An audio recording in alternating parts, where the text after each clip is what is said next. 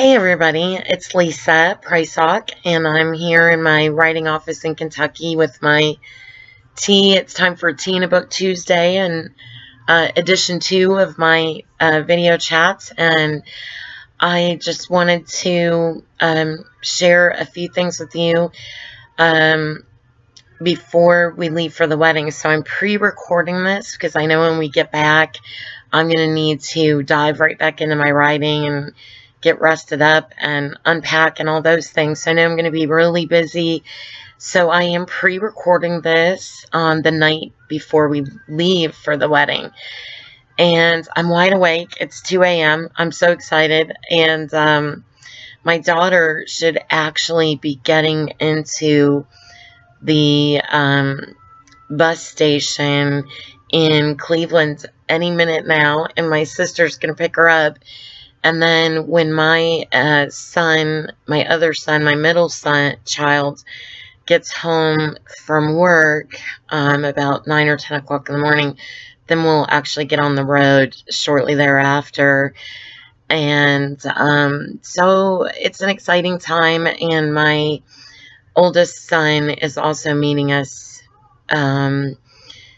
sometime on Saturday. He'll be getting in the early afternoon before the wedding, which starts at about 4 o'clock on Saturday. So we're going up a day early because we really haven't had a vacation this year. And so we have 2 weddings coming up. One is in November for my half-sister, Nicole, and this is for my niece, Jessica. So, and that's why this wedding is just so important to me. Family is important, and we can't take things with us, or clothes, or shoes, or purses, or cars, or houses, or any of those things to heaven, but we can take family, and they are so important to me. And I want my niece to know, and my sister, both that are getting married in the next few months, that we love them and we want the best for them, and we're happy, and we want to share this celebration of life with them. And I know I'm very busy as a writer, but there's just times when you have to keep your priorities straight and remember that family is just so important. And another reason why this wedding is so means so much to me is about, I want to say 9 years ago, my family went through we went through a very difficult time because so many of our loved ones were passing on. And you know, they were the older generation before us. And it started with really the matriarch of the family when my grandmother passed away, and back in 2009, I believe it was. And not long either before or after that, my husband's mother passed on. And then a little while later, my grandfather passed on, and my husband's grandmother. And then my husband's sister who had Down syndrome passed on. And there were a few funerals for loved ones at our church here locally in Kentucky. So it was kind of a hard time. And this went on for a period of about 3 years. And, you know, it was just very, very challenging. But we just clung to the Lord, and I think we grew closer to Him than ever. You do. When the storms come, you have a choice to either cling to the Lord or run the other way. And I think it really drew us closer to Him, especially with all the things that you see happening in the world today. So this wedding is a celebration of life. And I'm going to dance and have a great time and celebrate life with my niece, Jessica. And I'm just so happy for her and Michael. And I wish them a happy, long marriage, and I am laying up my treasures in heaven, and I just wanted to share it with you.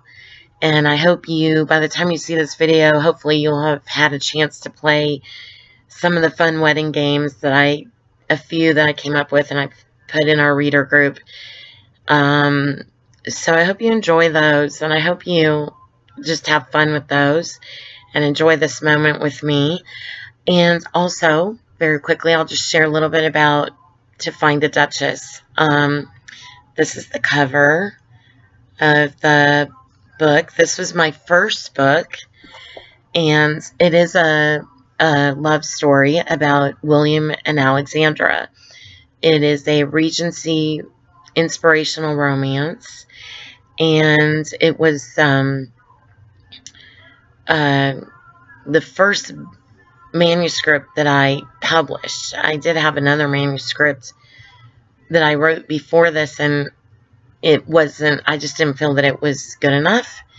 But I was happy that I had the breakthrough on being able to complete a manuscript, a full-length novel. And so I had reworked that manuscript and changed up the plot a little bit and prayed about it.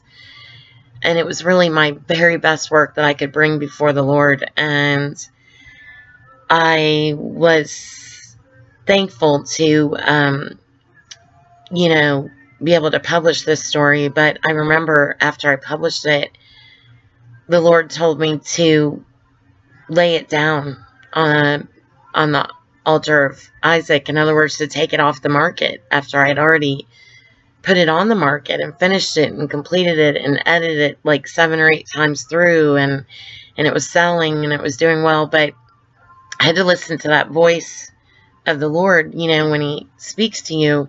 So I took it down, and it was like a full year went by before he spoke to me again. And it wasn't until my pastor invited me to attend a local fine arts conference here in Kentucky at the Louisville Yum Center, that the Lord spoke to me again at that fine arts event and said, you can put it back up now.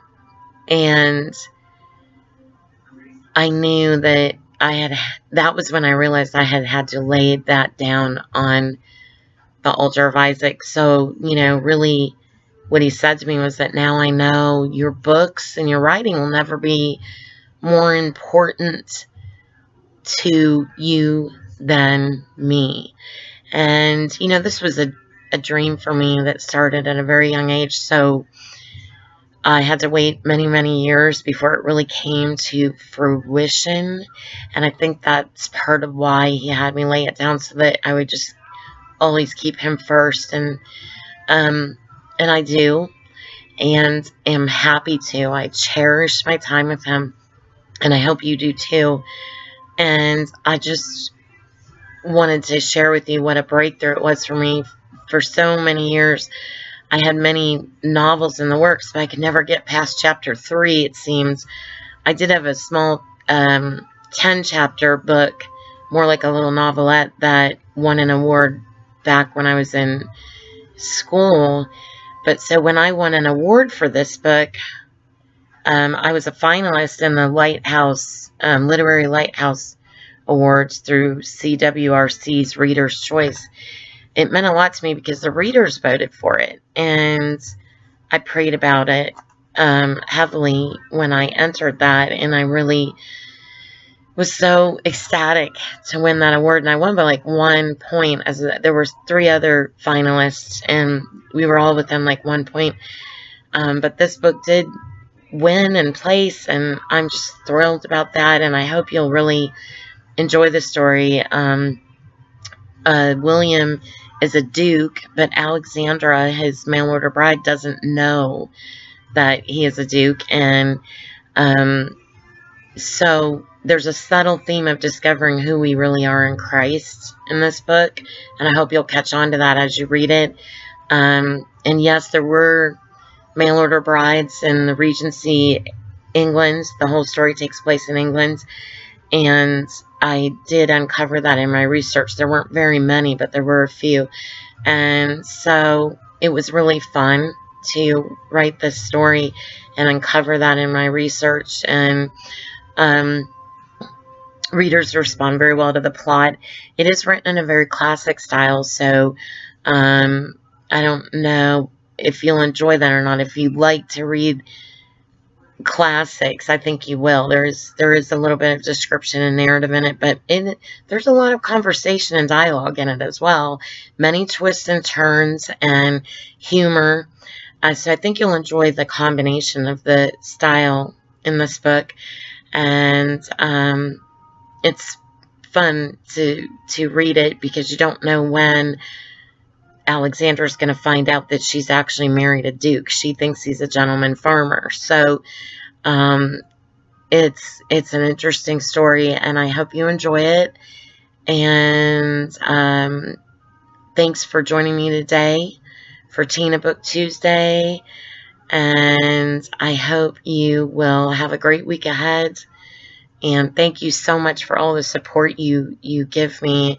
It means so much to me because I'm raising mission funds with my book ministry, and 70% of everything of my proceeds I try to put into missions, and the 30% it usually goes back into advertising and book covers and editing and things like that.